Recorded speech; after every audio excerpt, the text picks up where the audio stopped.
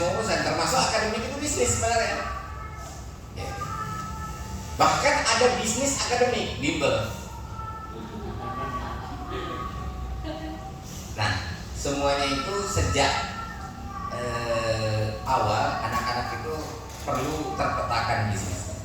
Nah, jadi di dunia pendidikan itu kurikulum itu kalau dari sisi bakat itu kita bagi dua. Tahap awal, tahap anak menemukan bakat bisnisnya dalam arti luas. Apakah dia bakatnya akademis, apakah dia bakatnya keuangan, apakah bakatnya itu profesi, apakah bakatnya itu komersial dan lain sebagainya, apakah bakatnya politisi. Nah, itu tahap kurikulum disajikan sedemikian rupa sehingga si anak menemukan bakatnya apa. Itu mulai dari SD sampai dengan SMP. Nah, SMA seharusnya si anak itu sudah firm, saya bakatnya ini, saya mau melanjutkan studinya ini. Dia sudah firm.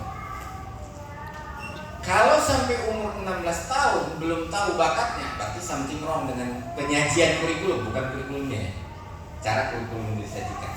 Jadi dia something wrong. Nah, hampir berapa persen yang dikatakan salah jurusan? 87, kisarannya ya di 90%. Kenapa? Karena kurikulum itu disajikan sedemikian rupa sehingga anak tidak tahu bakatnya, dia cuma tahu prestasinya.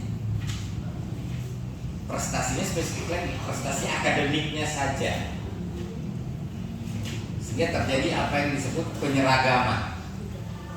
Bahkan lebih lanjut lagi, pendidikan itu menjadi pelayan industri manufaktur. Jadi output pendidikan itu diarahkan untuk mencari kerja.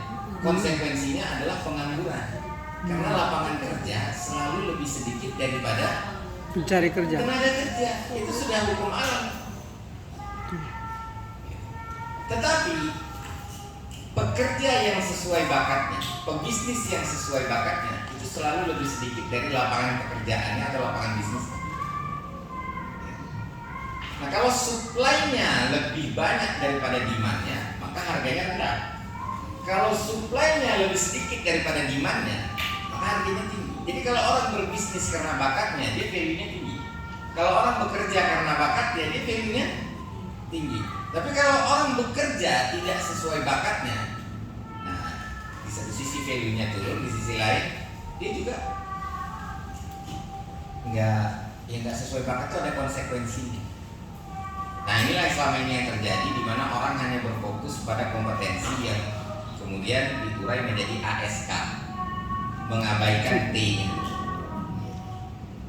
Nah, sekarang orang mulai sadar perlunya T, TA, SK. Jadi talent perlu, attitude perlu, skill perlu, knowledge juga perlu. Nah, inilah yang coba diterapkan di SBM. Nah, bagaimana lebih lanjut tentang TASK dalam perspektif dalam mapping? Nah, kita persilakan terlebih dahulu Abah Rama untuk mempresentasikan apa yang telah disiapkan pada Abah.